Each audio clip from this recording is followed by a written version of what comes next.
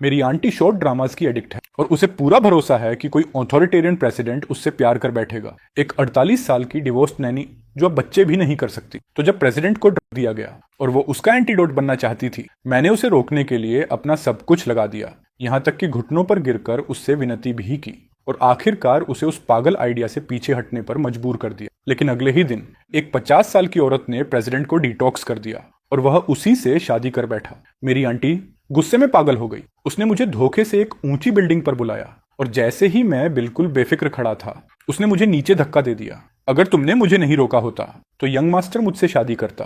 तुम ही वजह हो कि मैंने अपना सच्चा प्यार और खुशहाल बुढ़ापा खो दिया। आंख दोबारा खुली तो मैं उसी दिन रिबॉर्न हो चुका था जिस दिन प्रेसिडेंट को ड्रग दिया गया था। सोई मैंने अभी यंग मास्टर को उसके कमरे में जाते देखा है। लगता है उसे ड्रग किया गया है और वो खुद ही अकेले सफर करने के लिए छिप रहा है। मुझे उससे पहले पहुंचना होगा जिसने उसे ड्रग किया और मैं ही उसे क्योर करूंगी। यंग मास्टर मुझसे प्यार करेगा और मैं इस घर की मालकिन बन जाऊंगी। आंटी की एक्साइटेड आवाज सुनते ही मेरे शरीर का दर्द और घुटन गायब हो गए और मेरी धुंधली नजर उसके चिकने चेहरे पर फोकस हो गई।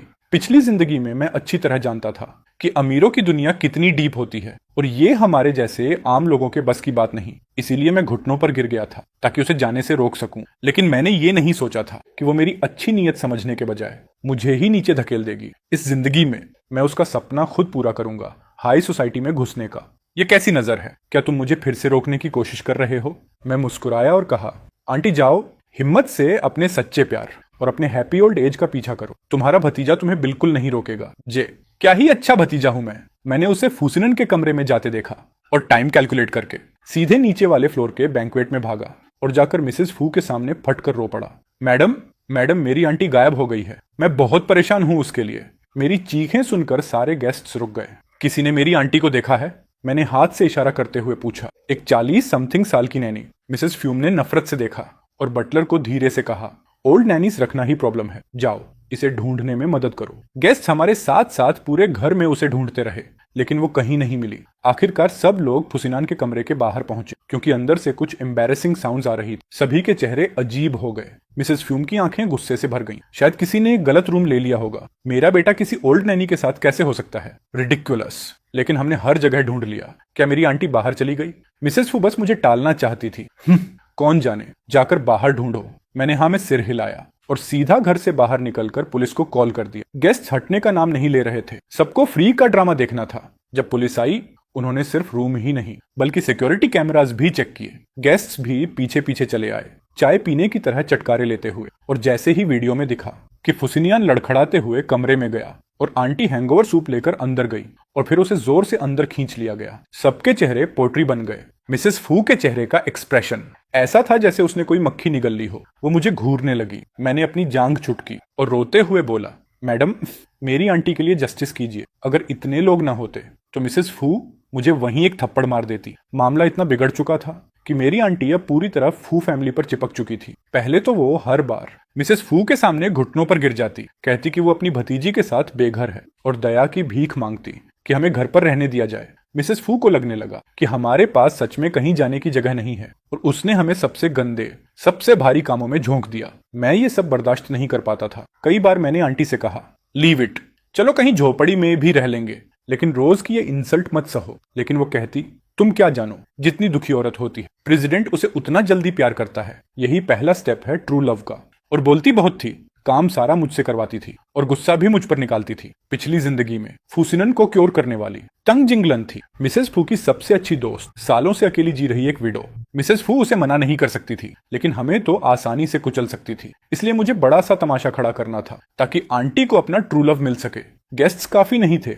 मैंने मौका देखकर सिक्योरिटी कैमरा की वीडियो अनोनिमसली एंटरटेनमेंट रिपोर्टर्स को भेज दी। रातों रात फू कॉर्पोरेशन के प्रेसिडेंट वाला स्कैंडल ट्रेंड में आ गया और पूरा इंटरनेट फू फैमिली को रोस्ट करने लगा। मिस्टर और मिसेस फू पहले ही तंग आ चुके थे और आंटी सुबह सुबह गर्दन पर किस मार्क्स लेकर हाजिर हो गई कि उन्हें एक्सेप्ट किया जाए। फूसिनियन भी अपनी करनी का फल खाकर रिस्पॉन्सिबिलिटी लेने को तैयार था। मिस्टर और मिसेस फू आग बबूला हो गए लेकिन पब्लिक प्रेशर के चलते उन्हें मानना पड़ा। हाँ, मिसेस फू ने एक सिंपल डिमांड रखी, लीगल मैरिज। फूसिनन को तो बस आंटी चाहिए थी, बाकी उसे कुछ फर्क नहीं पड़ता था। आंटी भी अंदर ही अंदर परेशान थी लेकिन ऊपर से ओबीडियंट बनने का नाटक करके मिस्टर और मिसेस फू के आगे झुक गई।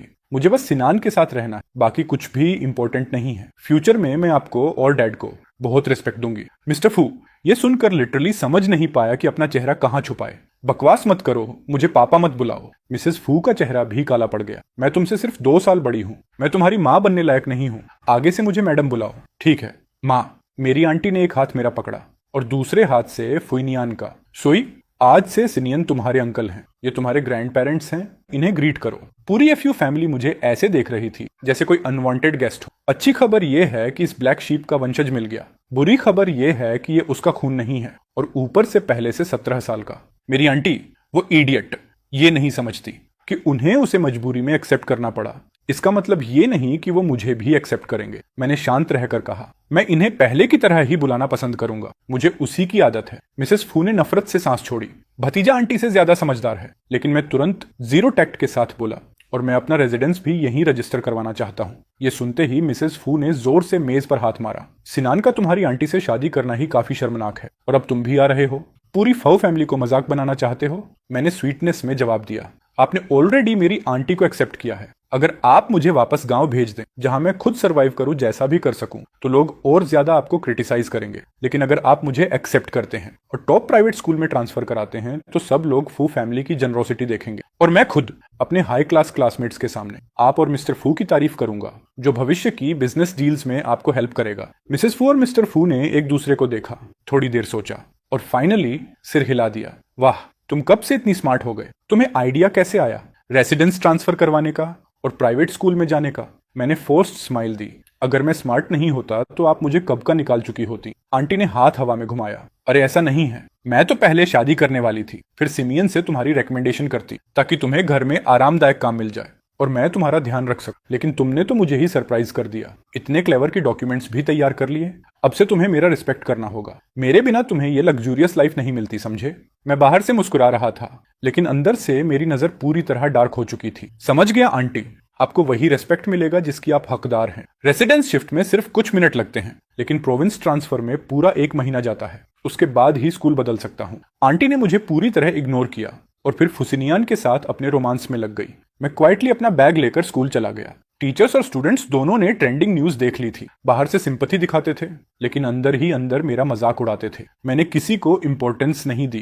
क्लास कामली सुनी और जहां कुछ समझ नहीं आया टीचर से पूछ लिया। टीचर ने सार्कास्टिक टोन में कहा, वाह, अब पढ़ाई में इंटरेस्ट आने लगा है। बेहतर है अपनी आंटी से सीखो और कोई शॉर्टकट ढूंढ लो। मैंने अपनी किताब बंद की। टीचर, आपको मेरी आंटी से बहुत जेलसी है। टीचर की आंखें शौक में फैल गईं। क्या कहा तुमने? मैं उस औरत से जेलसी करूंगी? मैंने कोल्ड टोन में कहा, बिल्कुल, क्योंकि आप मेडिग्रिटी में जीती हैं और फिर भी खुद को सुपीरियर मानती हैं, जबकि मेरी आंटी का आदमी टॉल, हैंडसम और रिच है। आप जेलस नहीं होंगी तो क्या होंगी? तुम्हारी हिम्मत कैसे हुई ये नॉनसेंस बोलने की? उसने मुझे मारने के लिए हाथ उठाया, लेकिन मैं उससे तेज था। मैंने तुरंत उसे 2 चांटे मारे और उसके बाल पकड़कर उसे मेज पर झुका दिया। तुम्हें लगता है मुझे कुछ नहीं पता? हर बार जब प्रिंसिपल तुम्हें काम देता है, तुम स्कूल के पास वाली इंटरसेक्शन पर उतरते हो। मैंने कई बार देखा है। तुम खुद नीचे से उठकर आई हो, फिर भी गरीब बच्चों को नीचा दिखाती हो और रिच किड्स को अलाउ करती हो कि वो हमें बुली करें। You deserve this. तुम जैसे इंसान को मेरी पिछली जिंदगी में टीचर बनने का हक ही नहीं था। इसी इंसान की वजह से आंटी मुझे अक्सर मारती थी। बाद में मैंने आंटी को रोकने की कोशिश की कि वो फुसिनियान को सूप न दे, जिससे उसका हाई सोसाइटी में जाने का मौका छिन गया। उसने मान लिया कि मैं उसकी प्रोग्रेस नहीं चाहता और उसने मुझे बेरहमी से म्यांमार के नॉर्थ में बेच दिया था। टीचर ने मुझे जोर से धक्का दिया, लेकिन मैंने मौका पाकर उसके बालों का गुच्छा नोच लिया। अभी बताता हूँ। मैं तुरंत ऑफिस से भागा। मुझे पता था वह प्रिंसिपल के पास जाएगा और गार्डियंस को बुलाएगा। मैं सीसीटीवी से बचते हुए रूफटॉप पहुंचा, अपने फोन को बैम्बू स्टिक से बांधा और प्रिंसिपल के ऑफिस की विंडो की तरफ बढ़ाकर रिकॉर्डिंग चालू की। वीडियो ब्लरी था, लेकिन उनकी इंटीमेसी साफ दिखाई दे रही थी। मैं तुरंत ऑफिस वापस आया, टीचर की कंप्यूटर का इस्तेमाल किया और वीडियो स्कूल फोरम पर अपलोड कर दिया। तभी मेरी आंटी स्पोर्ट्स कार में पहुंची और प्रिंसिपल की वाइफ भी उसी समय आई। दोनों एक एक करके ऑफिस में घुस गईं। आंटी ने उसे भी रिलेटिव समझकर कहा, आजकल के बच्चे सिर दर्द हैं, लेकिन आजकल के टीचर्स तो उससे भी बदतर। जैसे ही वो अंदर आई, मेरी आंटी गुस्से में मेरी तरफ झपटी, लेकिन प्रिंसिपल की वाइफ उससे भी तेज निकली। वो सीधे टीचर पर टूट पड़ी, उसके बाल पकड़कर उसे बुरी तरह पीटने लगी। प्रिंसिपल दहशत में चिल्लाया, हनी, ये मिसअंडरस्टैंडिंग है, वीडियो फेक है, डोंट बी इम्पल्सिव।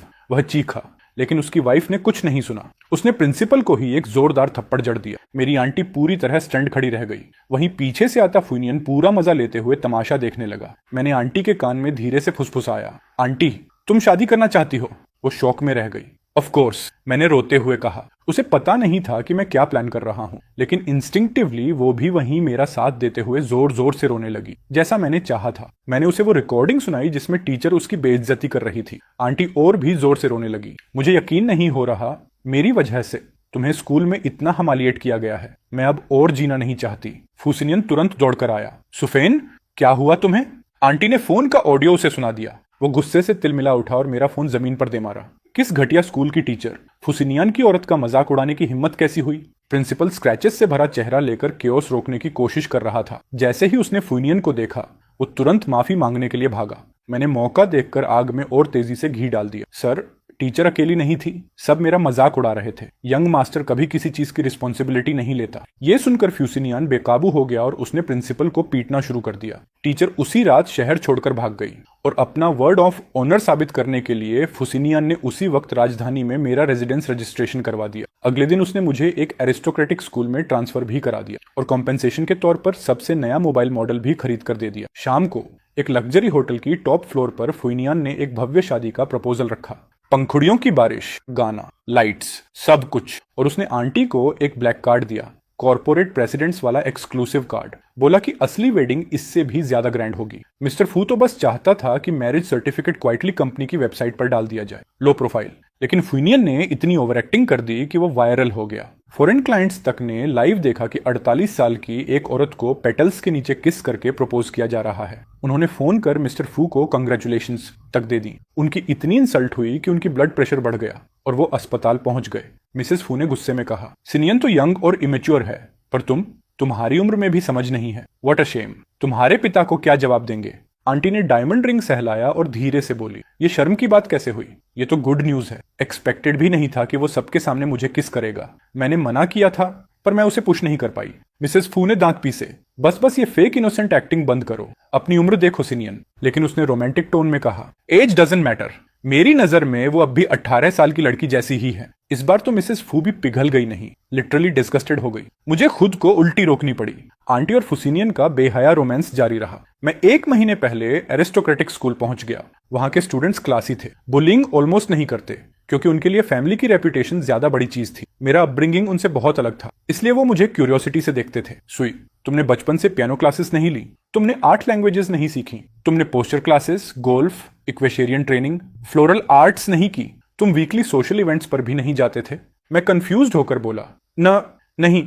ओ, तुम्हारी लाइफ कितनी इजी रही होगी। आई एनवी यू। उनकी आंखों में जेलसी फेक नहीं थी। वहीं मुझे पहली बार समझ आया कि मैं और ये लोग 2 अलग वर्ल्ड से आते हैं। जब मैं घर पहुंचा तो आंटी को फ्यूसिनियन की दी हुई ब्लैक कार्ड से मैंने तुरंत ट्यूटर्स हायर कर लिए। बेसिक क्लासेस नहीं, 8 लैंग्वेजेस, आर्ट्स, सब कुछ, हर स्किल जो मुझे अपग्रेड करे। आंटी ने तिरस्कार से कहा, ये सब बेवकूफी मत सीखो। क्या तुम मुझे समझते हो? चुपचाप घर में मेड बनकर रहो। फ्यूचर में किसी ड्राइवर की लड़की दिला दूंगी, स्टेबल लाइफ मिलेगी बस। वाह, क्या आंटी है मेरी। पहली जिंदगी में मैं यही सोचता था कि कैसे उसकी अप्रूवल पाऊं, लेकिन इस बार मेरा मोटिव सिर्फ एक था, उसके पैसे निकालना। मैंने काल्म टोन में कहा, आंटी मैं सब तुम्हारे लिए सीख रहा हूं, तुम्हें ये सब सीखने में लाज आती है। रिच किड्स फॉरेन लैंग्वेजेस जानते हैं, उनके पेरेंट्स भी। इवेंट्स में जब यंग मास्टर तुम्हें ले जाएगा और हाई क्लास लेडीज आएंगी, मैं हेल्प कर पाऊंगा। तुम्हारी इमेज अच्छी लगेगी, फैमिली को भी फायदा होगा। आंटी ने थोड़ी देर सोचा, ठीक है, पढ़ाई अच्छे से करना, मेरा पैसा बर्बाद मत करना। वो रातें फुसिनियन के साथ एंजॉय करती रही और मैं दिन रात पढ़ता रहा। सुबह पोस्टर ट्रेनिंग, फ्री टाइम में लैंग्वेजेस, रात में स्टडीज, वीकेंड में पियानो और हॉर्स राइडिंग, एक भी दिन छोड़े बिना। 1 महीने बाद एक बड़ा कमर्शियल इवेंट हुआ। फ्यूजिनियन इनवाइट्स था और आंटी का इरादा था ज्वेलरी दिखाना, डिजाइनर गाउन्स पहनना और हाई सोसाइटी में शाइन करना। मैंने इमेजिन किया था कि फ्यूसिनियन और आंटी दोनों सबके सामने चमकते हुए एंट्री करेंगे। शादी के बाद से आंटी को मिसेस फू ने घर में प्रैक्टिकली अरेस्ट करके रखा था। कोई पब्लिक इवेंट अटेंड नहीं करने देती थी। डर था कि कहीं वो फैमिली फू की इंसल्ट ना करा दे। लेकिन जैसे ही बैंक्वेट की इन्वाइट आई, आंटी ने कोकेतो टोन में कहा, सिनियन देखो, यहाँ अकम्पनिंग गेस्ट्स अलाउड हैं, मुझे भी ले चलो, मुझे भी इंपॉर्टेंट लोग देखने हैं। फुसिनियन ने बुरे मूड में कहा, ये बहुत फॉर्मल बैंक्वेट है, हाई लेवल लोग होंगे, तुम्हें क्यों ले जाऊं? तुम कुछ समझोगी भी नहीं। अगर तुमने एम्बैरेसमेंट कर दी तो माँ फिर से डांटेंगी। आंटी ने मुझे झट से उनकी तरफ खींचा। मेरा न्यूप नेफ समझता है, वो इंटरप्रेटर बन जाएगा मेरा। फुसिनियन हंस पड़ा। उसे ले जाऊं? क्या मजाक है। इनवाइट में अकम्पनिंग गेस्ट लिखा है, वो तुम्हारी फैमिली नहीं है और तुम सोचती हो कुछ हाई स्कूल इंग्लिश से ये इंटरप्रेटर बनेगा? ये बैंक्वेट एलमनाई मीट नहीं है। आंटी का चेहरा डार्क हो गया। उसने मेरे कंधे पर नेल्स गड़ा दिए और मेरे कान में फुसफुसाई। तुमने कहा था ना, जो तुम पढ़ रहे हो उससे मेरी इमेज अच्छी लगेगी। अगर बाहर भी नहीं जा सकी तो पढ़ाई बंद, सब बंद। लेकिन पढ़ाई मेरे लिए सोशल लैडर थी, मैं बीच में छोड़ नहीं सकता। मैंने फूसिनियन के सामने अपनी क्लासमेट को कॉल किया और फ्लुएंट इंग्लिश में उससे बात की। फूसिनियन का मुंह खुला का खुला रह गया। मैंने कॉल काटा और मुस्कुराकर कहा, सर, मेरी क्लासमेट डायरेक्टर लियो की डॉटर है, वो बैंक्वेट में आ रही है। उसने बताया कि डायरेक्टर को एक बड़े प्रोजेक्ट के लिए पार्टनर चाहिए। अगर मैं जाऊं तो बात करने में हेल्प कर सकता हूं। फूसिनियन ने ताना मारा, मैं तुम्हारे कॉन्टेक्ट से फेवर मांगू? तभी मिस्टर फू वहां से गुजर रहे थे। वो सही कह रहा है, प्रोजेक्ट अच्छा है। क्या तुम सच में डायरेक्टर लियो से बात कर लोगे?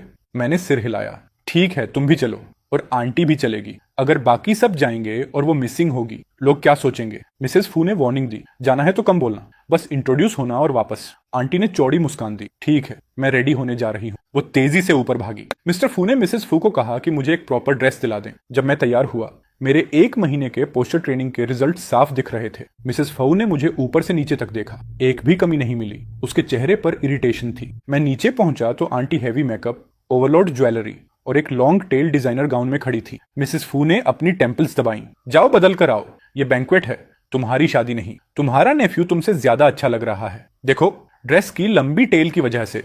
आंटी टेल पर ही पैर रखकर सीढ़ियों से गिर गई।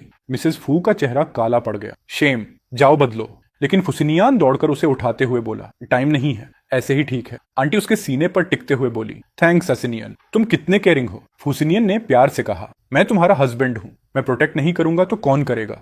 मिसेस फू गुस्से से कांपने लगी। मुझे भी लगा सच में पुलिस बुलानी चाहिए। मैं मिसेस फू के साथ ही कार में गया। कम से कम वो लोग नॉर्मल ह्यूमंस की तरह बिहेव कर रहे थे, पब्लिक में हग शुग नहीं।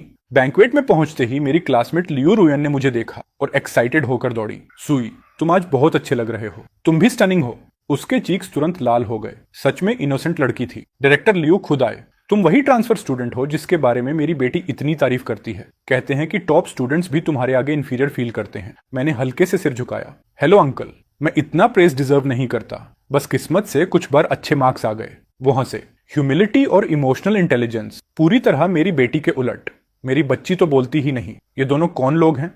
मैं इंट्रोड्यूस करता, उससे पहले मिस्टर फू बोल पड़े, हम सुई के दादा दादी हैं। मैंने मन में कहा, अरे वाह, अब तो खुद ही मान रहे हो कि तुम मेरे फैमिली हो। डायरेक्टर लियो उनसे हाथ मिला रहे थे, तभी फुसिनियन मुझे एकदम से खींचकर साइड ले गया। वो आगे बढ़कर डायरेक्टर लियो से हाथ मिलाने लगा और जोर जबरदस्ती बिजनेस टॉक शुरू कर दी। डायरेक्टर लियो विजिबली इरिटेटेड हो गया। इधर मिसेस फू अपनी बेस्ट फ्रेंड को देखकर मिलने चली गई। तभी मैंने देखा, टैंग जिंगलन की नजर मिसेस फू पर नहीं बल्कि फुसिनियन पर थी। मेरी प्रीवियस लाइफ याद आ गई। उनकी रिलेशनशिप एक्सीडेंट नहीं थी, बहुत इंटेंशनल थी। मेरी पावर अभी कम थी, मैं आंटी को गिरने नहीं दे सकता। मैंने आंटी को सिग्नल किया। आंटी ने मेरे हाथ को जोर से पिंच किया। बेवकूफ लड़के, क्या तुम खुश नहीं हो? ड्रामा के प्रेसिडेंट्स हमेशा लॉयल और इंटेंस होते हैं। सिनियन मुझे कभी चीट नहीं करेगा, उसके दिल में सिर्फ मैं हूं। मैंने उसे थम्स अप दी। ओके ओके, जो तुम कहो। उसने देखा कि आसपास लोग हैं तो मुझे छोड़ दिया। घर पहुंचकर देखना।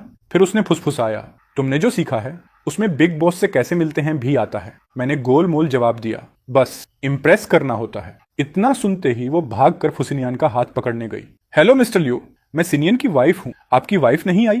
क्या आपको पसंद नहीं थी इसलिए नहीं लाए? डायरेक्टर लियो का चेहरा डार्क हो गया। हाई सोसाइटी में सब जानते थे कि डायरेक्टर लियो हाल ही में विडोवर बने हैं। कोई भी ये बात छेड़ता नहीं। फुसिनियन शर्म से मर गया और आंटी को पीछे खींचा। सॉरी मिस्टर लियो, वो अभी विदेश से लौटी है। आंटी ने अपनी बड़ी बड़ी आंखें झपकाईं, जो उसकी उम्र के हिसाब से बिल्कुल भी फिट नहीं बैठती थी, क्योंकि फुसिनान ने उस वक्त उसका स्टेटस ऊपर उठाने में मदद कर दी थी। ये देखकर वो खुद ही हैरान थी। उसने धीरे से कहा, हाँ, मैं अभी अभी विदेश से लौटी हूँ। वहाँ कस्टम्स थोड़े लिबरल होते हैं। अगर तलाक चाहिए तो तलाक ले लेते हैं। अगर अपनी वाइफ से खुश नहीं हो, जैसे मेरे ससुर सास जो बस एक दूसरे पर तरस खाते हैं, तो जल्दी अलग हो जाना और अपनी खुद की हैप्पीनेस ढूंढना ही अच्छा है। मिस्टर लू गुस्से से कांप रहे थे। उन्होंने कहा, आप लोग खुद डिसाइड करो, मैं निकल रहा हूँ। इतना कहकर वो बिना पीछे मुड़े वहां से चले गए। आंटी ने फ्यूसिनियन को पकड़ लिया, जो मिस्टर लू के पीछे जाने की कोशिश में था। सिनियन, मैंने नहीं सोचा था कि इतनी उम्र में भी मिस्टर लू इतने शर्मीले होंगे।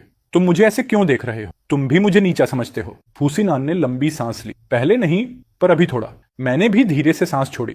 लगता है मिस्टर लू को भी गुस्सा आ गया। मिस्टर लियू मेरी तरफ आए और बोले, चिंता मत करो, मैं पक्का करूंगा कि मेरे पिताजी फू फैमिली के साथ डील करें। मैंने सिर हिलाया। प्लीज दखल मत देना, मेरे कॉन्टैक्ट्स बहुत कीमती हैं, इन्हें किसी बेकार चीज में वेस्ट नहीं होने दूंगा। आंटी मेरी तरफ आई। सिनियन, तुमने मुझे क्या सिखाया था? कह रहे हैं कि मिस्टर लू नाराज हैं। मैंने उसे सीधा सा घूरा। मैंने कहा था इम्प्रेस करना है, उनकी अटेंशन चोरी नहीं करनी। इसके बाद मैं ज्यादातर वक्त मिस्टर फू के साथ खड़ा रहा, चुपचाप उन्हें ऑब्जर्व करता हुआ, देखता कैसे वो बड़े एग्जीक्यूटिव लोगों से बात कर रहे थे। उनकी बातों से कई बिजनेस ट्रेंड समझ में आए जिन्हें मैंने दिमाग में नोट कर लिया। मैं उनकी बातों में इतनी गहराई से डूबा था कि तभी आंटी मुझे खींच ले गई। तुम सही कह रहे थे, वो औरत सस्पिशियस है। वो फुसिनान को कुछ पार्टनर्स मिलवाने का बोल रही थी, लेकिन मेरा देखो, अलग दिखने के चक्कर में उससे चिपक ही रही है। थोड़ी देर पहले तो ड्रंकन बनकर उसके शोल्डर पर झुक गई, अब दोनों कुछ फॉरेन लैंग्वेज में बात कर रहे हैं। मुझे समझ नहीं आ रहा। असल में वो मुझे बुला रही थी ताकि मैं ट्रांसलेट कर दूं। जैसे ही हम पास पहुंचे, टैंग जिंगलन ने हमें देखकर लैंग्वेज बदल ली और फ्रेंच बोलने लगी। फुसिनन ने कंफ्यूजन वाली फेस बना ली। स्पष्ट था कि उसे कुछ समझ नहीं आया। फिर टांग जिंगलन ने इंग्लिश में कहा, मिस्टर लियू का प्रोजेक्ट मैं तुम्हें दिलवा सकती हूँ। What will you give me in return? फुसिनन उसे देखते रहे। उस नजर में साफ इंटेंशन थी। टैंग जिंगलन का एलिगेंट शॉल कंधे से फिसला और फुसिनन की नजर उसी पर टिक गई। 50 साल की उम्र में भी कॉस्मेटिक ट्रीटमेंट की वजह से टैंग जिंगलन में चाम बचा हुआ था। आंटी अपनी बच्चानी हरकतों और ड्रामों से फुसिनन का इंटरेस्ट कुछ टाइम तक पकड़ सकती थी, पर हमेशा के लिए नहीं। एक तरफ एक सेक्सी समझदार बिजनेस वुमन, दूसरी तरफ एक इमेच्योर प्रॉब्लम क्रिएटर। फर्क साफ था। आंटी ने मेरी बांह पकड़ ली। क्या बोल रहे हैं? इतने देर से एक दूसरे को घूर क्यों रहे हैं? ट्रांसलेट करो। मैं सॉल्यूशन सोच ही रहा था कि आंटी एकदम आगे बढ़ी और तंग जिंगलान को जोरदार थप्पड़ मार दिया। तू मेरे हस्बैंड को सिड्यूस करेगी? तंग जिंगलान एक पल के लिए स्टंड हुई, फिर उसके चेहरे पर एक हल्की जीत वाली मुस्कान उभर आई। उसने एक भी आंसू नहीं बहाया। उसकी नकली मजबूती ने सबको इमोशनली स्वे कर दिया। मिसेस फू दौड़ी और आंटी को थप्पड़ जड़ दिया। पागल हो गई हो क्या? मेरी बेस्ट फ्रेंड को मार दिया? फुसिनन ने भी तांग जिंगलान की लाल गाल देख के आंटी को मार दिया। तूने आंटी लान को हाथ लगाया? आंटी बुरी तरह स्पॉइल्ड थी और जब उसे 2 तमाचे लगे तो वो ऑलमोस्ट फट ही पड़ी थी, लेकिन तभी मैंने उसके कान में फुसफुसाया, उनका लेवल अलग है, तुम टक्कर नहीं ले सकती, बस बेहोश होने का नाटक करो। आंटी ने एक गहरी सांस ली और फौरन जमीन पर गिरकर बेहोश होने का ड्रामा किया। मैं उसे पकड़कर डॉक्टर ढूंढने का नाटक करता हुआ बाहर भागा। फू हाउस लौटकर भी आंटी उसी तरह बेहोश बनी रही। मैं चुपके से सर्वेलेंस रूम में घुसा। मेरे मन में बैंक्वेट के बारे में सस्पिशन था और मुझे क्लूज चाहिए थे। मिसेस फू कमरे में खड़ी बस चिल्लाई जा रही थी, वल्गर औरत, मैंने कहा था इसे मत लाई। मिस्टर लू भी नाराज, मेरी बेस्ट फ्रेंड भी नाराज। फुसिनन भी डिसअपॉइंटमेंट में डूबा था। तुम तो कमजोर बनने का नाटक करती हो, लेकिन अभी तो ऑलमोस्ट मेरा स्कैल्प उखाड़ दिया, सबके सामने मुझे इंसल्ट कर दिया। आंटी अंदर ही अंदर भरी हुई थी, पर मैंने रास्ते में उसे वार्निंग दी थी, अगर फू फैमिली से निकाली नहीं जाना चाहती तो एंड तक एक्टिंग कर, अभी बस मेरी खबर का इंतजार करे। उसने रिसेप्शन में इतना तमाशा कर दिया कि अब उसे बिल्कुल लो रहना पड़ेगा। नेटवर्क्स पर ट्रेंड्स छा गए। फू फैमिली का नया ड्रामा, नई बहू और प्रेसिडेंट का ऑटम रोमांस। मिस्टर लू का प्रोजेक्ट अब टैंग मैडम के हाथ में था और वो अब पैनिक में होगी। मिसेस फू ने गुस्से में चिल्लाया, बेहुदा औरत, इसको सीधा मेंटल हॉस्पिटल भेज देते हैं। कुछ दिनों में इससे सिनियन का तलाक भी करवा देंगे। मैं खुद पुलिस स्टेशन में बयान दूंगी। फुसिनियन ने आंटी को देखा। उसकी आंखों में सैडनेस नहीं थी, पर वो मजबूर लग रहा था। फिर उसने कहा, उसकी नीस को भी ले जाओ, मुझे दोनों नहीं चाहिए। आंटी उठकर चिल्ला पड़ी, मैं नहीं जाऊंगी किसी मेंटल हॉस्पिटल। तंग हिनान ने पहले सिड्यूस किया था सिनियन को, क्या मैंने गलत किया उसे मारकर? मिसेस फू चीखी, बकवास बंद करो, वो मेरी बेस्ट फ्रेंड है, सिनान की गॉड मदर। सबको अपने जैसा चीप मत समझो। तुम्हारी उम्र में भी तुम मर्दों के पीछे भाग रही हो और मुझे मां मत बुलाओ। अभी पुलिस को कॉल करती हूँ। आज की रात ही तुम दोनों बाहर, इधर आओ। गार्ड्स को आदेश दिया गया, इसे और इसकी लाई हुई नीस को बांध दो। तभी आंटी का फोन बजा। उसने स्क्रीन देखी और उसकी आंखें शौक में फैल गईं। रुको। आंटी ने अपना फोन उठाया और वो सिक्योरिटी वीडियो सबको दिखा दिया। देख लो खुद। आंटी ने फोन सबके सामने रख दी। वही असली सबूत था कि वो औरत फुसिनियन को सेड्यूस कर रही थी। वीडियो में साफ दिख रहा था कि सर्वेंट्स की नजर हटते ही टैंग जिनलन ने उसकी ड्रिंक में कुछ मिलाया। ये कैमरा मिसेस फू ने ही लगवाया था ताकि सर्वेंट्स चोरी न करें। टैंग जिनलन ने कभी इमेजिन भी नहीं किया था कि वो खुद रिकॉर्ड हो जाएगी। फुइनन बड़बड़ाया, सो ये वही थी। मिसेस फू शॉक में बिल्कुल चुप रह गई। मिस्टर फू ने अपनी कनपटियां दबाई। थीव्स से बचो, फायर से बचो। और देखा, अब अपने ही लोग भी ध्यान रखना पड़ता है। तुम्हें पता ही नहीं चला कि वो हमारे बेटे पर नजर रख रही थी, है ना? मिसेस फू लिटरली बैठ गई। क्या ये कोई गर्व करने वाली बात है? इस वीडियो का इस्तेमाल करके मिस्टर लियू की कोलैबोरेशन ले लेंगे। बस ये ध्यान रखना, उसे दोबारा मत मिलना। फुसिनियन अब भी डीप थॉट में था। उसके एक्सप्रेशन देखकर ऐसा लग रहा था कि टंग जिंगलन के इंटरेस्ट और उसकी चालें उसे शर्मिंदा नहीं कर रही, उल्टा अंदर से थोड़ा खुश कर रही थी। उस दिन के बाद से फुइनान ने मेरी आंटी को पूरी तरह इग्नोर करना शुरू कर दिया। मिसेस फू को साफ बदलता बिहेवियर दिखा और वो राहत महसूस करने लगी कि उसका बेटा बेटा फाइनली जाग गया है। इसके बाद उसने मौका मिलते ही आंटी को हर पॉसिबल वे में टेस्ट करना शुरू कर दिया। दिन में आंटी को सास की सेवा करनी पड़ती और रात में फुसिनियन उसे आराम करने भी नहीं देता था। लेट नाइट तक उसे भाग दौड़ करनी पड़ती थी। एक रात आंटी एम्प्लॉयज के कमरे में छुप गई। सोई, आकर मेरी कमर दबा दो। MC कामली बोला। आंटी मैं पढ़ रहा हूँ, नो टाइम। वो गुस्से में बोली, जाकर कोर्टयार्ड में बैठो स्क्वाट में। कल तुम्हें उस ओल्ड लेडी की सर्विस करनी है। मैं ब्यूटी ट्रीटमेंट बुला रही हूँ। मेरी स्किन रफ हो रही है। थोड़ी देर पहले सिनियन ने छुआ तो बोला, स्किन तो चुभ रही है। मैंने शांत टोन में कहा, आंटी मैं नहीं कर सकता, कल मेरा मंथली एग्जाम है। वो चिल्लाई, एग्जाम? यूनिवर्सिटी पास कर भी ली तो क्या? अपर क्लास मैन थोड़े बन जाओगे। टाइम वेस्ट मत करो। उस बूढ़ी की केयर में मेरी मदद करो। जब वो मरेगी फू फैमिली मेरी होगी। तुम्हें अच्छा फ्यूचर नहीं चाहिए? मैंने मन में सोचा, कैसा फ्यूचर? किसी ड्राइवर की बेटी से शादी। लेकिन बाहर से मैंने पेन रखा और उसे मैनिपुलेट करना शुरू किया। आंटी अगर यंग मास्टर का ट्रस्ट चाहिए तो तुम्हें थोड़ा स्ट्रगलिंग दिखना पड़ेगा। अगर मैं पूरा काम कर दूंगा तो उसे कैसे दिखेगा कि तुम कितनी मेहनत करती हो? और मेरी पढ़ाई भी उसी के बेनिफिट के लिए है। अगर मेरे अच्छे मार्क्स आए, मिसेस फू को लगेगा कि तुमने मुझे अच्छे से रेज किया है। वो तुम्हें रेस्पेक्ट से देखेगी। ये ज्यादा फायदा देगा, राइट? तभी दरवाजे की आवाज आई। आंटी तुरंत सोने का नाटक करके लेट गई। बाहर कोई टिप्टो करते हुए आया और स्पेयर की से दरवाजा खोल लिया। सुफेन, मिल गया तुम्हें। गेम अभी खत्म नहीं हुआ। तुम यहाँ क्यों छिपी हो? मैंने आंखें घुमाई, नोट्स उठाए और बाथरूम में जाकर ईयर प्लग्स लगा लिए। 1 महीना ऐसे ही निकल गया। आंटी की मेहनत देखकर मिसेस फू थोड़ी सॉफ्ट हुई, लेकिन अब उसकी नजर आंटी के पेट पर जाने लगी। आंटी डर गई। नेक्स्ट डे वो मुझे साथ लेकर एक ट्रेडिशनल डॉक्टर के पास गई। डॉक्टर बोला, तुम मेनोपोज में हो, अब बच्चा नहीं हो सकता। आंटी गुस्से में भड़क गई। क्या मतलब? तुम मशहूर डॉक्टर नहीं हो, मेनोपोज ठीक नहीं कर सकते? इसके बाद उसने आधा महीना छुपकर दवाइयां खाई। उसका पेशेंस खत्म नहीं हुआ, लेकिन फुसिनियन का पेशेंस खत्म हो चुका था। रात के 10 बजे वो बाहर निकलने लगा। आंटी पजामा पहनकर भागी। सिनियन, इतनी रात कहाँ जा रहे हो? तुम्हारी नीस चाइनीज मेडिसिन पी रही है और तुमसे भी स्मेल आ रही है। मुझे नौजिया हो रही है। वो बोला, फ्रेश एयर लेने जा रहा हूँ। आंटी के पास जवाब नहीं था। वो बस रोती हुई मिसेस फू के पास पहुंची। मिसेस फू हंस पड़ी। परफेक्ट, मेरा बेटा फाइनली बाहर जाकर एंजॉय कर रहा है। कोई ऑप्शन नहीं था।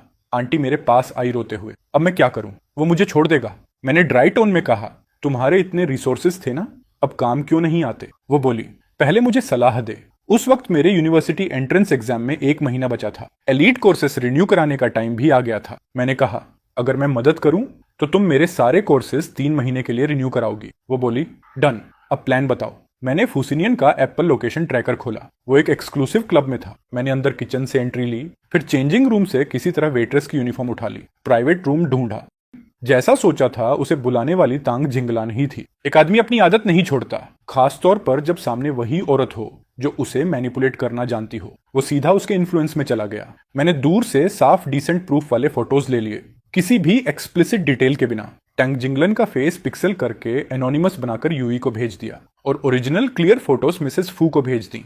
आंटी को नहीं दिखाया क्योंकि वो गुस्से में चीज बिगाड़ देती। मैंने बस अपनी आंटी को बताया कि फुसिनान बाहर किसी दूसरी औरत से मिलने गया है और जल्द ही बड़ा स्कैंडल फट सकता है। आंटी रोई, ड्रामा किया और सबको धमकियां देने लगी। मेंजनू भी इतना दुखी होकर नहीं रोती जितना वो रो रही थी। फुसिनान की बेवफाई सीधे कंपनी की रेप्यूटेशन को हिट कर रही थी। मिस्टर फू ने आंटी को घर से बाहर न निकलने का स्ट्रिक्ट ऑर्डर दे दिया। ऑलमोस्ट घर में नजर बंद कर दिया। अपने बेटे की पसंद के बारे में मिसेस फू भी अब खूब बोलने लगी। उसे 18 साल की लड़कियां पसंद थीं और फुसिनन को 80 साल वाली विमेन टाइप लगती थी। मिसेस फू समझ चुकी थी कि इन दोनों को अलग करना अब पॉसिबल नहीं। वो आंटी को समझाने लगी, अगर फुसिनान तुम्हारी वैल्यू नहीं करता तो तुम भी उसे बेटा मत समझो। पेरेंट्स की प्रेशर में आकर फुसिनान को भी थोड़ा गिल्ट फील हुआ। वो आंटी से अच्छा बिहेव करने लगा, यहाँ तक कि मेडिसिन वाली स्मेल पर भी कुछ नहीं बोलता था। आंटी को आखिरकार एहसास हुआ। शॉर्ट ड्रामास की शुरुआत में लिखा होता है, ये कहानी एकदम फिक्शनल है, मतलब सिचुएशंस बदल सकती हैं। अब वो अपनी बॉडी, स्किन और खुद का ध्यान ज्यादा रखने लगी। फुसिनियन को खुश रखने के नए तरीके सीखने लगी। दवा पीने के बाद तुरंत मुंह खोलकर रिंस करती और रूम में जाने से पहले माउथ स्प्रे आधा बॉटल तक लगा लेती।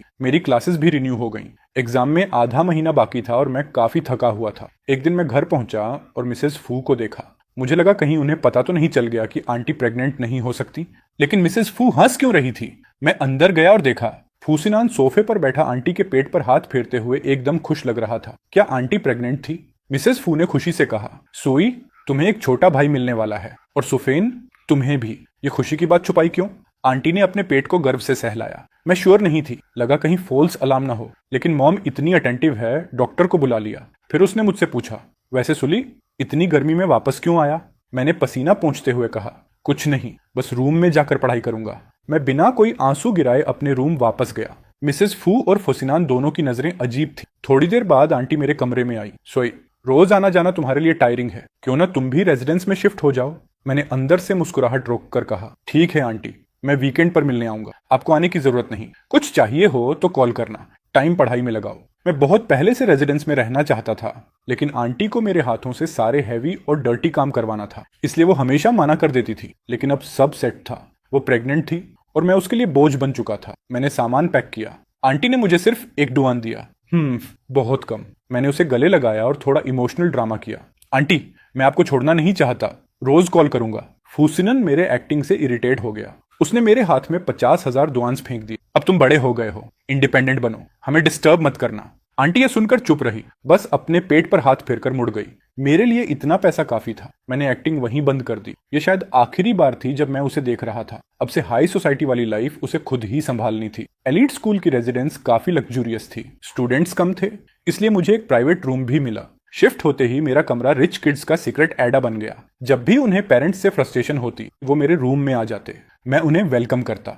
वो बदले में इंपोर्टेड स्नैक्स और बिजनेस सीक्रेट्स लाते। फुसिनन के दिए 50,000 डुआन को मैंने स्टॉक मार्केट में इन्वेस्ट किया, प्रीवियस लाइफ की यादों और मिलियनेयर किड्स की सीक्रेट इन्फो के साथ। एकदम श्योर शॉट गेम था। यूनिवर्सिटी एंट्रेंस एग्जाम तक मैंने लगभग 500,000 कमा लिया। मेरी कैपेबिलिटी देखकर सारे दोस्त भी अपना पैसा मेरे पास दे रहे थे मैनेज करने के लिए। उनका पैसा संभालना एक बहुत बड़ी इनकम बन गया। मैंने समर में बाहर एक फ्लैट लेने का प्लान बनाया, यूनिवर्सिटी कोर्सेज रिवाइज करने और मार्केट ट्रेंड्स समझने के लिए। यूनिवर्सिटी जाते जाते एक प्रॉपर कंपनी भी खोल सकता था, लेकिन कौन जानता था कि आंटी फिर मुसीबत में फंस जाएगी। मैं अपार्टमेंट देख रहा था, तभी उसका कॉल आया। डियर नेफ्यू, जल्दी इंपीरियल होटल पहुंचो, मुझसे वहीं मिलो, मुझे मदद चाहिए। मैंने कैजुअली पूछा, कैसे सिनियन का इंटरेस्ट तंग हिनलैंड से हटाऊं। मेरे दिमाग में तुरंत सवाल आया, वो फिर टंग जिंगलन के साथ कैसे जुड़ गया। आंटी रोते हुए बोली, मैं बड़ी हूँ, मुझे सीवियर नोजिया और ब्लीडिंग हो रही है। डॉक्टर ने स्ट्रिक्ट आराम बताया है, लेकिन फ्यूसिनान को समझ नहीं आता।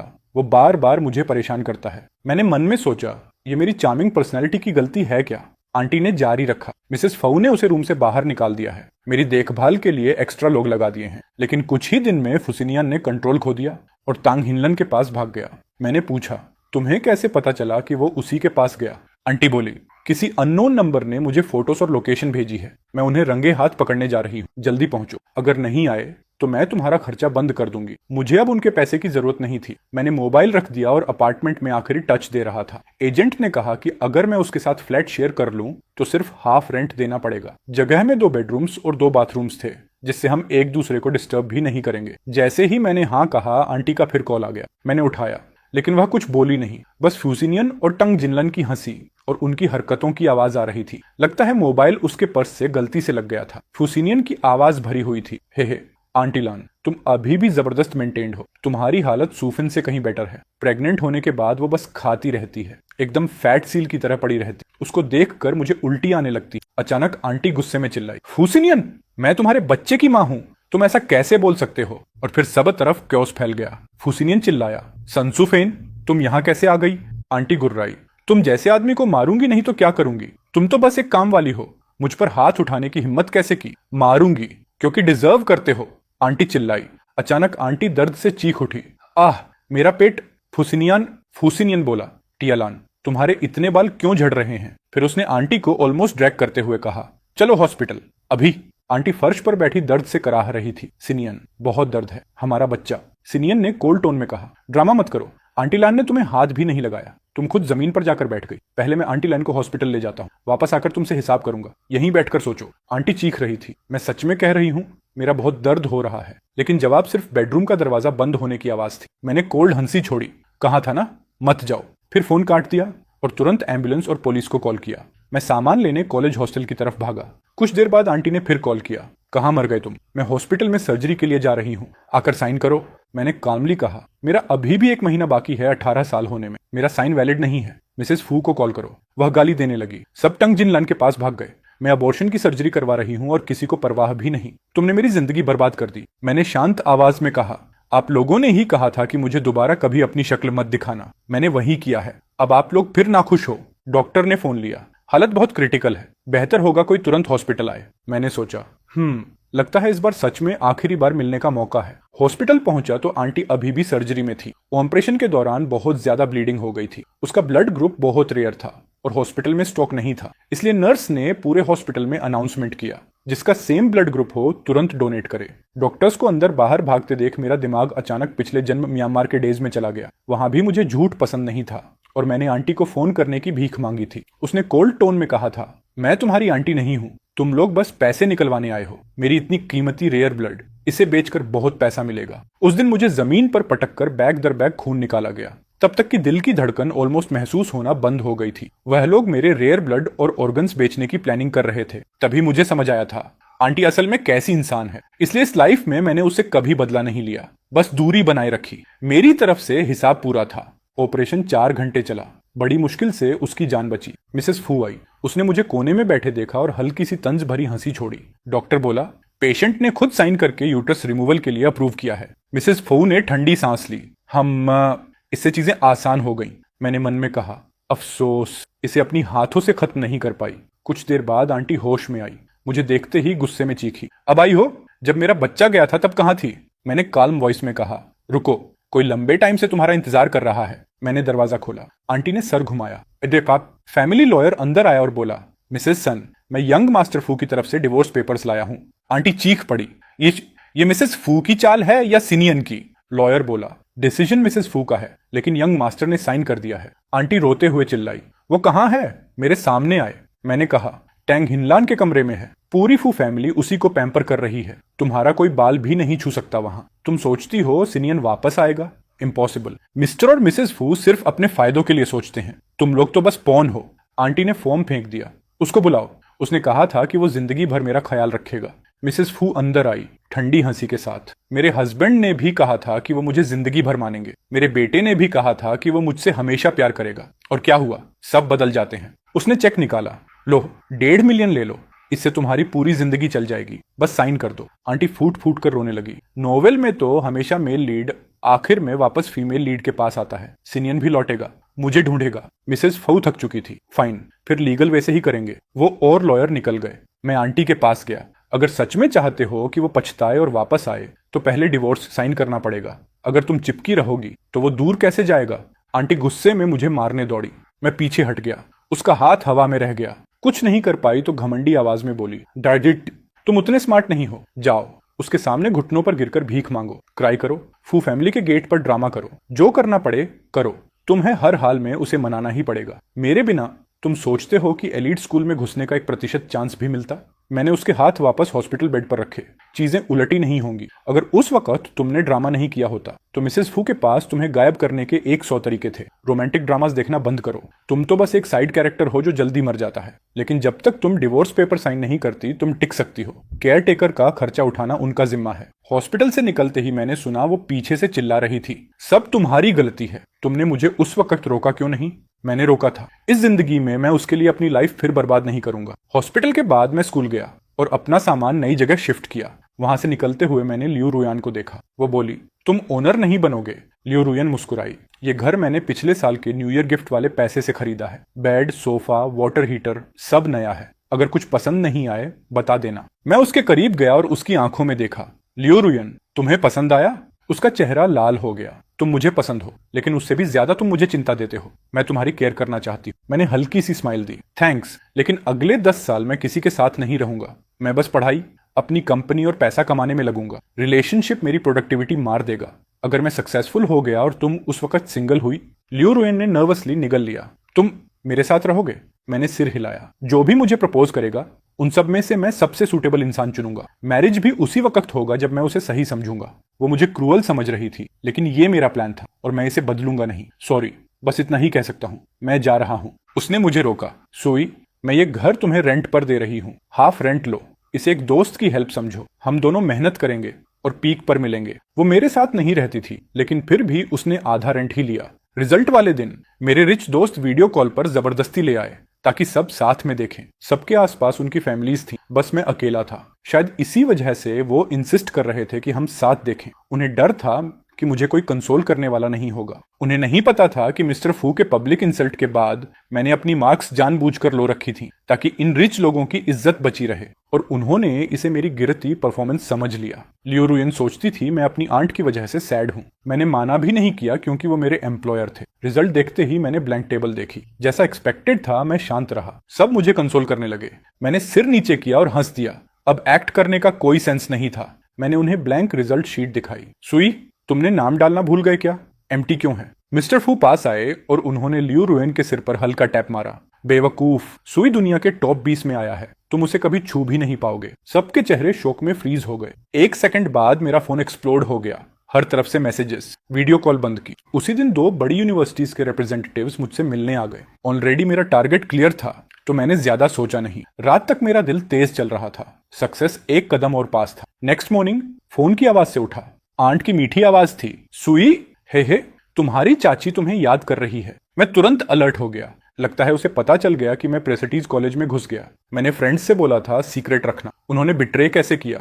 मैं बोला जो बोलना है फोन पर बोलो। वो बोली कुछ नहीं, बस याद कर रही थी। होटल डुंगुन आ जाओ, इस प्राइवेट हॉल लिया है। मैं आखिरकार चला गया। प्राइवेट हॉल में पहुंचते ही आंटी व्हाइट बाल, कमजोर चेहरा और आंटी टाइप एक्सपेंसिव कपड़े पहने बैठी थी। पुरानी सी 2 ज्वेलरी पीसेस भी थी जो वो पहले कभी नहीं पहनती थी। वो भागकर मुझे गले लगी। सुई, तुम्हारी आंटी अब सुधर गई है। बस तुम ही हो जो सच में मेरी परवाह करते हो। मैं फ्यूजन को डिवोर्स कर रही हूँ। उसके बाद हम दोनों 1.5 मिलियन लेकर विदेश चलेंगे जहां तुम चाहोगे। ये वही वर्ड्स थे जिनके लिए मैं पिछली लाइफ में तरसा था, लेकिन अब उनका मुझ पर 1% असर भी नहीं पड़ा। मैं वॉशरूम गया, पानी लिया, वापस आया और फोन में लगा रहा। वो बार बार मुझे खाना सर्व कर रही थी। देखो कितने पतले हो गए हो, फोन छोड़ो और खाओ। मैंने भी उसे खाना सर्व किया। आंटी तुम भी खाओ। वो हंसी। मुझे भूख नहीं, ये सब तुम खाओ। मैंने चॉपस्टिक रख दिए और बोला आंटी तुम सच में बदल गई हो। पहले अगर अच्छा खाना होता, तुम हमेशा पहले खुद खाती थी और कहती थी औरत को पहले खुद स्ट्रांग होना चाहिए, तभी दूसरों का ख्याल रख सकती है। अजीब सी खामोशी में मेरी आंटी मुझे शक भरी नजरों से देख रही थी। मैंने गर्दन नीचे की ओर बोला आंटी बहुत गर्मी हो रही है, क्या इस कमरे में एसी ऑन नहीं है? आंटी ने राहत की सांस ली और मेरे पास आई। शायद बंद है, चलो ऊपर चलते हैं, ठंडा मिलेगा। मैंने उसे हल्का सा पीछे धकेला। क्या किया तुमने?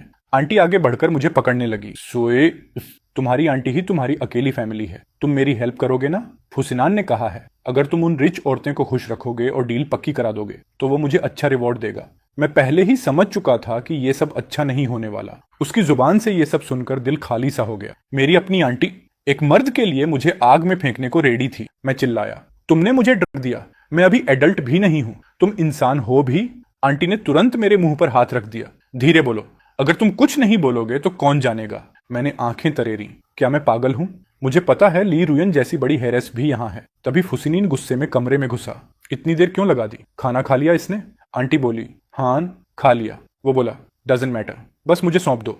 आंटी ने बिना हिचक मुझे उसकी तरफ धक्का दे दिया। फुसिनियन, तुमने प्रॉमिस किया था इसके बाद तुम तांगिन को छोड़ दोगे, मुझे चीट मत करना। वो ठंडेपन से बोला this isn't your business anymore. वाह क्या आंटी है मेरी। मैंने उसका कॉलर पकड़कर उसे टेबल पर दे मारा और उसके मुंह में वही ड्रग वाला खाना ठूंस दिया। फुसिनियन कुछ समझ ही नहीं पाया और कई निवाले निगल गया। वो हड़बड़ाकर बोला आई गॉट ट्रिक्ड।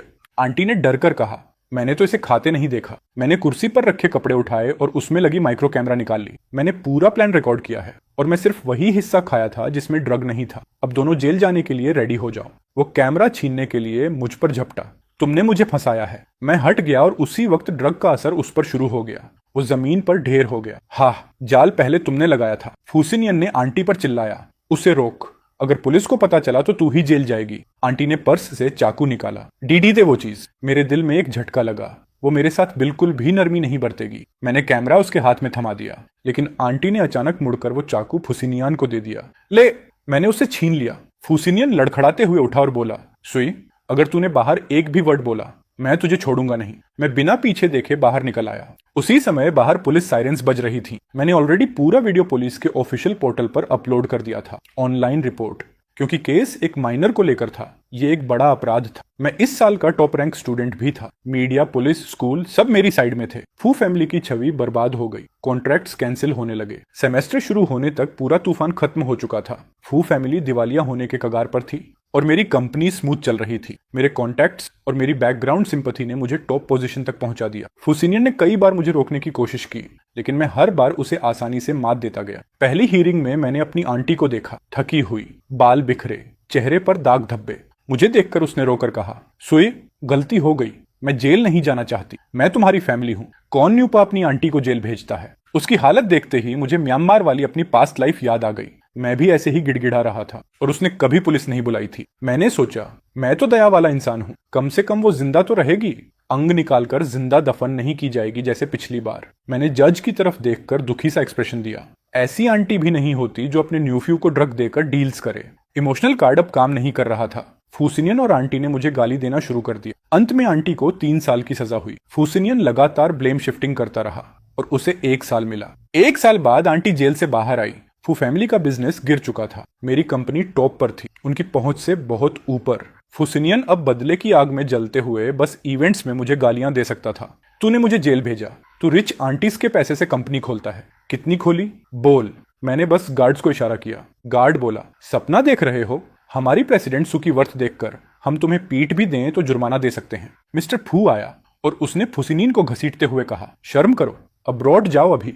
अगर तुम मेरा इकलौता बेटा ना होते मैं तुम्हें छोड़ देता। उसी रात उसे विदेश भेज दिया गया और तब से मैंने उसे दोबारा नहीं देखा। फू फैमिली का हाल दिन ब दिन बिगड़ता गया, पर मैंने कभी मूव नहीं किया। पता नहीं किसने किया। जब मेरी जिंदगी पटरी पर आनी शुरू हुई, लोग मेरे बारे में सिर्फ 2 ही बातें जानते थे। पहली, कि मैं डेंजरसली फास्ट ग्रो कर रहा हूं, और दूसरी, लोग कहते थे, सु का 10 ईयर प्लान, वो बंदा कुछ अलग ही आग है। बाहर कोई मुझे सामने से चुनौती देने की हिम्मत नहीं करता था। सोशल इवेंट्स पर बस पोलाइट मुस्कान, औपचारिक बातें और दूर से सम्मान। बुजुर्ग मजाक में कहते, हमें कुछ साल और जीना होगा, देखना है आखिर ये लड़का किसे चुनता है। मेरी ग्रेजुएशन के दिन उसी सुबह मेरी सब्सिडियरी कंपनी स्टॉक मार्केट में ऑफिशियली लॉन्च हुई थी। ओपनिंग सेरेमनी खत्म करके मैं अपना ग्रेजुएशन गाउन पहनकर प्रोफेसर के साथ फोटो लेने जा रहा था। तभी अचानक कोई मेरी गाड़ी के सामने कूद पड़ा। मैंने तुरंत ब्रेक दबाकर उसे टक्कर से बचाया। मैंने विंडो नीचे की। क्या इशू है? मरना है क्या? फेक एक्सीडेंट बनाना चाहता है। वो धीरे धीरे मेरी विंडो के पास आया। मेरी आंटी, पूरी तरह सफेद बाल, चेहरे पर 2 गहरी कट वाली निशान, इतनी बूढ़ी और टूटी हुई कि अगर उसने खुद नहीं बोला होता तो मैं पहचान भी नहीं पाता। मैंने ठंडी नजरों से कहा, ओह, जेल से बाहर आ गई तुम। वो हंसी जैसी टूटी आवाज में बोली, हाँ, निकल आई। तुम तो बहुत अमीर हो गए हो। लगता है डेस्टिनी ने तुम्हारे साथ अच्छा खेला है। ये गाड़ी बड़ी महंगी है ना? दरवाजा खोलो, अंदर बैठना चाहती, थोड़ा आराम कर लूं। मैंने लॉक तक नहीं खोला, सिर्फ उसे देखा, बिना किसी इमोशन के। तुम भूल गई क्यों अंदर गई थी? दूर हटो, अब मेरा तुमसे कोई लेना देना नहीं। मैंने एक्सेलरेटर दबाया और सेरेमनी खत्म होने से पहले वहां से निकल गया। दोपहर को मेरी सेक्रेटरी का कॉल आया। प्रेसिडेंट सु, एक औरत आपकी कंपनी के मेन गेट पर लेट गई है। कहती है कि वो आपकी आंटी है और वह जाने से इनकार रही है। अब उसके पास कुछ नहीं था, ना पैसे, ना घर, ना रिस्पेक्ट, कुछ भी नहीं। और मेरी कंपनी की रेपुटेशन, वो मेरे लिए सेक्रेट थी। मैंने सेक्रेटरी से बस एक लाइन कही, किसी का इंतजाम करने में मेरी मदद करो। कंपनी के गेट पर भीड़ इकट्ठा थी। मैं आगे बढ़ा और आंटी के पास खड़ा हो गया। चलो मेरे साथ अंदर। वो तुरंत उठ खड़ी हुई, पतली, थकी हुई, ऑलमोस्ट ब्रोकन। मेरे प्यारे नेफ्यू, तुमने मुझे माफ कर दिया ना?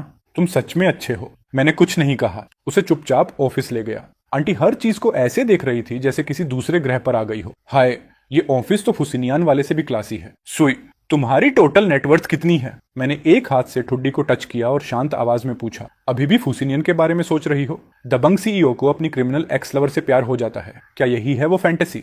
आंटी ने सिर झुका लिया और बोली, सिनियन मर गया। मिसेस फू ने बताया, विदेश भेजते ही उसे इन्फेक्शन हो गया था। 2 दिन भी नहीं चला। और सबसे मजेदार बात, टैंग जिंगलन, उसे पता ही नहीं था कि वो इन्फेक्टेड है और वो उसे ढूंढने गई और सुना है वो भी मर गई। ट्रू कर्मा। फिर आंटी मेरे पास आई और मेरा हाथ पकड़ लिया। सॉरी, जिन्होंने तुम्हें हर्ट किया था सब मर चुके हैं, क्या हम फिर पहले जैसे हो सकते हैं? मैं हंसा, वो भी ताना मारने वाली मुस्कान। उन्होंने नहीं, तुमने मुझे हर्ट किया था। आंटी की आंखें भर आईं।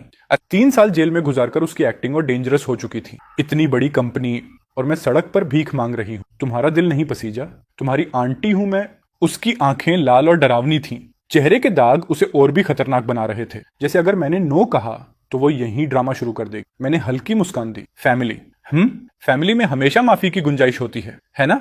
उसी वक्त इंटरकॉम बजा। प्रेसिडेंट सु, यंग प्रेसिडेंट लियू आ गई हैं। लियू रुयन, मेरी ही उम्र, उसी यूनिवर्सिटी की स्टूडेंट, और अगले साल अपनी फैमिलीज सब कंपनी संभालने वाली, हाई टियर बिजनेस वर्ल्ड की फ्यूचर क्वीन। मैंने काल्म आवाज में कहा, सेंड हर इन। फिर आंटी की तरफ मुड़ा, रेस्ट रूम में जाओ। वार्डरोब में क्लोथ्स हैं, नहाने या सोने की जरूरत हो तो कर लेना। मेरी एक बहुत इंपॉर्टेंट क्लाइंट आई है। आंटी ओबीडियंटली अंदर चली गई। लियू रुयान अंदर आई। कॉन्फिडेंट वॉक, शार्प सूट और वो मैच्योर एलिगेंस जो पहले नहीं थी। मैंने उसे रेस्ट रूम की तरफ जाते देखा। मैंने उसे इशारे से चुप रहने को कहा और उसे विंडो के पास ले गया, जानते हुए कि आंटी अंदर से कान लगाकर सब सुन रही होगी। मैंने उसके कॉलर को स्ट्रेटन किया और क्लोज लीन करके पूछा, क्यों आई हो, किसे ढूंढ रही हो? If you came for me, वो कामली बोली, तुम्हें पता है मैं किसे ढूंढ रही हूँ? तुम्हारे आंटी के एक्स लवर को, क्योंकि मुझे लगा वो जेल से बाहर आने वाली है। लगता है हमारे सोचे हुए प्लान्स मिलते हैं। मैंने उसका चेहरा देखा, बहुत मेच्योर, बहुत composed. President Liu, this time you really got a big win. मैंने खुद को तुरंत नॉर्मल किया। लियू ग्रुप वाला लैंड चाहिए, ले लो। मेरे साथ कैलकुलेशंस की जरूरत नहीं है। वो डिसअपॉइंटेड लगी। अजीब है, तुम खुद मुझे शर्ट ठीक करने का चांस दे रहे हो, पहले तो इतना क्लोज आने नहीं देते थे। मैंने आंखें घुमाई। टर्म होपलेस रोमांटिक हो, किसी को क्या नहीं पता। तुम्हारी मॉम भी ऐसी ही थी। जब से उनकी डेथ हुई तुमने किसी को पास नहीं आने दिया। तुम आज तक अकेली हो। That's loyalty, that's rare. मैं उसकी बातों से बचने के लिए बोला, तुम फिर से फ्लेक्स कर रही हो मुझ पर। वो हंस दी। तभी आंटी रेस्ट रूम से बाहर आई, मेरे घर के क्लोथ्स हाथ में लिए हुए। सुई, यहाँ तो बहुत अच्छे आउटफिट्स हैं। ओह, ये तो प्रेसिडेंट लियू की बेटी है ना? अब समझ आया तुम इतना सक्सेस कैसे हुए।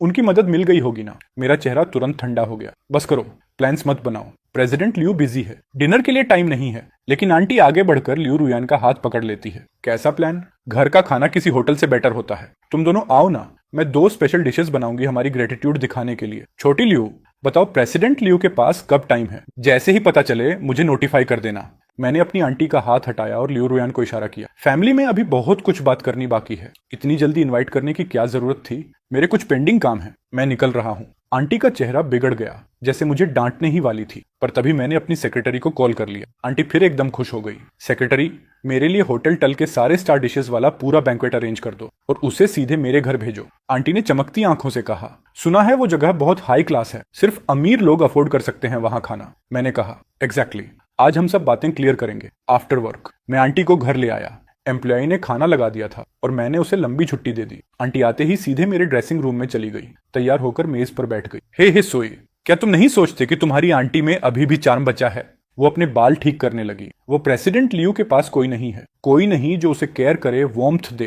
तुम मेरी थोड़ी हेल्प कर दो। जब मैं फ्यूचर में मिसेज लियू बन जाऊं तो मैं भी तुम्हें खूब हेल्प करूंगी। मैं हल्का मुस्कुराया। प्रेसिडेंट लियू तो उसके लिए कम थी ही। मैंने तो उसके फैंटेसी नॉवेल जैसा पूरा सेटअप तैयार कर दिया था। Dominating president falls in love with her x convict वाला सीन, वो बस आने ही वाला है। मैंने कहा। आंटी चौंक गई। सच में? वरी मत करो, वो तुम्हें डिसअपॉइंट नहीं करेगा। लेकिन एक बात साफ, ज्यादा शोर मत करना। भले मेरा घर इंडिपेंडेंट शिलेट है, लेकिन पड़ोसी तो हैं। आंटी ने बेपरवाह हाथ हिलाया। जब केमिस्ट्री होती है तो कौन कंट्रोल कर सकता है? मैंने कहा, खाना ठंडा हो रहा है, ईट, वेस्ट मत करो। लेकिन आंटी एक्साइटमेंट में पूरे 2 कोर भी नहीं खा पाई। वो भागकर फिर मेकअप ठीक करने, नहाने और फेस मास्क लगाने चली गई। ठीक तभी डोरबेल बजा। मैंने दरवाजा खोला। लगभग 20 साल से मैंने उसे नहीं देखा था, लेकिन उसकी इमेज मेरे दिमाग में हमेशा जमी रही थी। वो बूढ़ा, बहुत पतला, सिक्योरिटी गार्ड वाली यूनिफॉर्म में, और चीक्स धंसी हुई। लियू रुयान ने बताया था कि वो अब रिहैब में है, अल्कोहल नहीं पीता। 2 साल पहले उसे लिवर कैंसर का अंतिम स्टेज मिला था। पेन ने उसका सारा गुस्सा खत्म कर दिया था। अब कोई उसके मेडिकल बिल्स दे दे तो वो किसी का भी गुलाम बनने को तैयार था। मुझे देखते ही वो उसी पुराने नजर से देखने लगा जैसे पहले करता था, सारा स्क्रूटनी भरा हुआ। कौन सोच सकता था कि तुम इतनी बड़ी कंपनी की प्रेसिडेंट बन जाओगे? हमारे पुरखे प्राउड होंगे। बोलो, आखिर तुम किसकी साइड हो? मैंने कोई एक्सप्लेनेशन नहीं दी। अगर कोई आंटी को डराता है तो मुझे ही फायदा। मैं तुम्हारे मेडिकल बिल्स पे करूंगा ताकि तुम्हारे आखिरी दिन आराम से जाए। तुम बस आंटी का ध्यान रखना, जैसे पहले रखते थे। कल मैं तुम दोनों की दोबारा शादी करा दूंगा। फैमिली फिर से रिनाइट हो जाएगी। वो ठहाका मारकर हंसा और बड़े कदमों से अंदर घुस गया। मेज पर खाना देखकर कटोरा उठाया और खाने लगा। आंटी हिलती डुलती बाहर आई। सोई, कोई आया है क्या?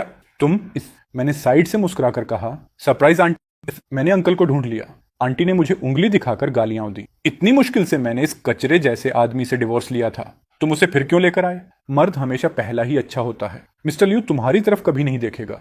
वो फैंटेसी दिमाग से निकाल दो। ये सुनते ही अंकल, जो मिस्टर लियू के नाम पर ट्रिगर्ड था, चिल्लाया, घटिया औरत, अब भी अपनी घिसी पिटी आदत नहीं छोड़ी? हर किसी पर लाइन मारती रहती हो। उसने पास पड़ा एक फ्लावर वेज उठाया और उसकी तरफ फेंक दिया।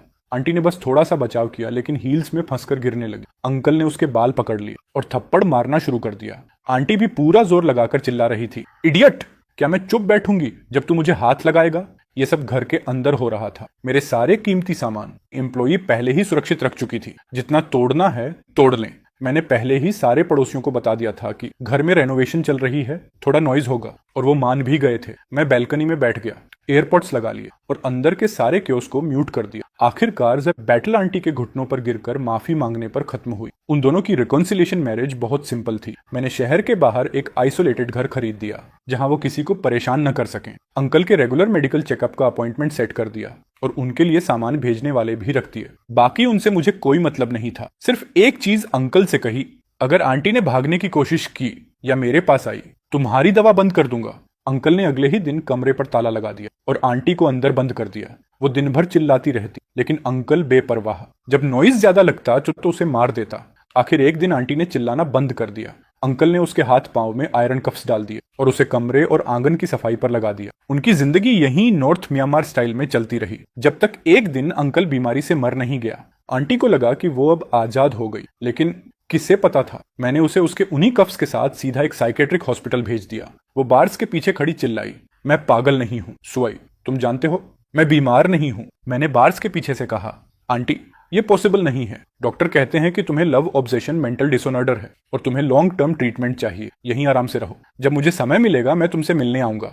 मैं मुड़ने लगा तो वो चीखने लगी, सोई मैं तुम्हारी आंटी हूँ, तुम ऐसा कैसे कर सकते हो मेरे साथ। मैंने उसका सूखा बूढ़ा चेहरा देखा और फिर अपनी पिछली जिंदगी के 10 साल के नरक को याद की। आंटी तुमने पूछा था कि उस टाइम मैंने तुम्हें क्यों नहीं रोका था। हाँ, मैंने पिछली जिंदगी में कोशिश की थी। मैंने तुम्हें रोक लिया था जब तुम फुसिनान के पीछे भागने वाली थी, और नतीजा ये निकला कि तुम्हारी जगह टांग जिंगलन चली गई। फुसिनन ने उसी से शादी कर ली और तुम अपनी हाई सोसाइटी वाली फैंटेसी पूरी न कर पाई तो तुमने मुझे नॉर्थ बर्मा बेच दी। वहां मैंने हर तरह की टॉर्चर झेली। जितना भी मैं तुमसे मिन्नतें करता रहा, तुमने कभी मेरी मदद नहीं की। 10 साल की नर्क वाली लाइफ जी और अंतिम में मेरे ऑर्गन्स तक बेच दिए गए, जिंदा दफना दिया गया। इस बार तो मैंने तुम्हारे साथ काफी दया दिखाई। डॉक्टरों की बात मानो, ओबे करोगी तो वो ठीक से ट्रीट करेंगे, वरना अगर तुमने उन्हें चैलेंज किया तो सुना है उनके तरीके नॉर्थ बर्मा जैसे ही हैं। क्या बकवास कर रहे हो तुम? ताई चिल्लाई, चाहे तुम रीबॉर्न हो गए हो, इस जिंदगी में तो मैंने तुम्हें नॉर्थ बर्मा नहीं बेचा। मुझे क्यों नहीं छोड़ देते? मैंने उसकी आंखों में सीधा देखा और पूछा, और वो कौन थी जो मुझे पीटती थी? कौन थी जिसने अपना बच्चा होते ही मुझे छोड़ दिया, और जब उसका बच्चा नहीं रहा? कौन थी जिसने मुझे ड्रग्स देकर दूसरे लोगों को सौंपने की कोशिश की? अगर उस दिन मैं सच में वो दवाई पी लेता, अगर मैं तुमसे रोता गिड़गिड़ाता, क्या तुम सच में मुझे माफ कर देती? उसने बिना एक सेकंड सोचे कहा, बिल्कुल, तुम मेरे भतीजे हो। मैं धीरे धीरे पीछे हट गया। उसकी फेक मासूमियत को देखना भी नहीं चाहा, तो थोड़ा सच्चाई से याद कर, उस टाइम तुमने क्या किया था? वो पीछे से लगातार मेरा नाम पुकारती रही। मैंने फिर से ईयरफोन लगा लिए। आंखें जो देखती नहीं, दिल जो महसूस नहीं करता। अब मैं सिर्फ अपनी लाइफ और अपने करियर को उठाने पर फोकस कर सकता हूँ। मैं कैलकुलेटिव भी हूँ, बोल्ड भी। अपॉर्चुनिटीज आती हैं, मैं सबसे पहले कूदता हूँ। पहला रीजन, मैं यंग हूँ, हार भी जाऊं तो संभल जाऊंगा। दूसरा रीजन, मुश्किलों को फेस करने की गट्स है। 4 साल से भी कम में मेरा बिजनेस हर इंडस्ट्री में फैल चुका है। मेरे एसेट्स अब साई से 2 गुने हैं और मैं आज की डेट में सबसे यंग टाइकून बन चुका हूँ। जो बड़े लोग पहले मुझे छोटे सुई कहते थे, अब मुझे देखते ही बोलते हैं, ये लड़का रुकता ही नहीं। लड़कियां तो प्रोजेक्ट्स देखकर ही एक दूसरे को पछाड़ने में लगी रहती। मुझे भी पता है कि मैं आज जहां हूँ वो सब अकेले पॉसिबल नहीं था। मनी कभी खत्म नहीं होता, बट रिश्तों के दरवाजे अगर बंद कर दो तो रास्ते खत्म हो जाते हैं। इसलिए मैं कमाई छोड़ सकता हूँ, पर रास्ते नहीं। 10 साल का मेरा पूरा प्लान पूरा हो चुका था और मेरे सामने वही खड़ी थी, लियू रुयान। 10 साल में उसने एक दिन भी स्लैक नहीं किया, सिर्फ इसीलिए कि वो मुझसे पीछे न रह जाए। और इसी बहाने उसने मेरी सारी कंपेटिटर लड़कियों को भी रास्ते से हटाए रखा। मुझे कहते हैं द अनटायरिंग, उसे कहते हैं दी मैचमेकर अनटायरिंग, क्योंकि वो मेरी हर लव इंटरेस्ट को किसी और से मिलवा देती थी। बाद में तो वो इतनी फेमस हो गई कि जिन्हें मैं पसंद नहीं भी आता था, वो भी जानबूझकर मुझसे फ्लर्ट करने आते ताकि वो उनको देखे और उनकी मैचिंग कर दे। प्रेसिडेंट लियू अक्सर मजाक करता, अब तो जाग जाओ और मेरी बेटी को एक्सेप्ट कर लो। इतनी मेहनत सिर्फ तुम्हारी राइवल्स की शादी कराने में खराब हो रही है। आज उसके बाल बिल्कुल स्ट्रेट कटे हुए, एक नीट लो पोनीटेल में बंधे हुए थे। सॉफ्ट भी लग रही थी और कॉन्फिडेंट भी। उसने मुझे फ्लावर्स दिए। ग्रेट प्रेसिडेंट सू, मुझे ऑनर है कि मैं आपकी गर्लफ्रेंड बनूं। अब मेहनत करके प्रूव करो, अगर अच्छा किया तो एक्सेप्ट कर लूंगा। लियू रुयन स्टन्ड रह गई। उसने मेरा हाथ कसकर पकड़ लिया। तुमने एक्सेप्ट कर लिया? मैं मुस्कुराया। तुम्हारे फ्लावर्स ले लिए? समझ नहीं आया अभी तक? पहले जो फूल तुम भेजती थी, क्या मैंने कभी लिए? उसके चेहरे पर एक बड़ी स्माइल फैल गई। Perfect boyfriend. इस बार वो हंसते हुए बोली, अब मैं तुम्हें ब्रेकअप का चांस नहीं देने वाली, लाइफ भर संभालूंगी तुम्हें। मैंने उसे हल्के से खींचकर गले लगाया। और अगर मैं शादी से मना कर दूं तो भी ऐसे ही केयर करोगी? वो मेरी शादी वाली हेजिटेशन समझती थी, इसलिए सॉफ्टली बोली, अगर हम कभी अलग नहीं होते तो मैं लाइफ भर तुम्हारी गर्लफ्रेंड रह सकती हूँ, लेकिन शादी क्यों नहीं? अगर आपको ये पसंद नहीं है तो आप तलाकत भी ले सकते हैं। मैंने चिढ़ाते हुए कहा, तो मतलब मैं बैड बॉयफ्रेंड बन सकता हूँ? वो भड़क गई, तुम नहीं, मैं भी कर सकती हूँ, लेकिन मैं होपलेस रोमांटिक हूँ। चाहे तुम बैड बॉयफ्रेंड भी बन जाओ, मैं पूरी जिंदगी तुम्हारे पीछे घूमूंगी। 2 साल बाद मेरी ताई मरने वाली थी, आखिरी बार मिलना चाहती थी। लियू रुयान मेरे साथ थी। जब उसने देखा कि रुयान हर पल मेरी केयर कर रही है तो ताई ने थके हुए चेहरे से पूछा, कौन सा जादू कर दिया तुमने कि ये लड़की 10 साल से तुम्हारे पीछे ऐसी पगली बनी पड़ी है? मैंने शांत स्वर में कहा, कुछ खास नहीं, बस उसे पता है कि उसके बिना भी मैं बहुत अच्छी तरह जी सकता हूँ, इसलिए उसे अपनी जगह पक्की रखने के लिए डबल मेहनत करनी पड़ती है। ताई की आंखें फैल गईं। मैं मुस्कुराया, जिंदगी ऐसे ही चलती है, अगली बार थोड़ा समझदार बनना। गुस्से और हार के मिले जुले झटके में उसने अंतिम सांस ली। उसकी बेकार और दुखद जिंदगी वहीं खत्म हो गई।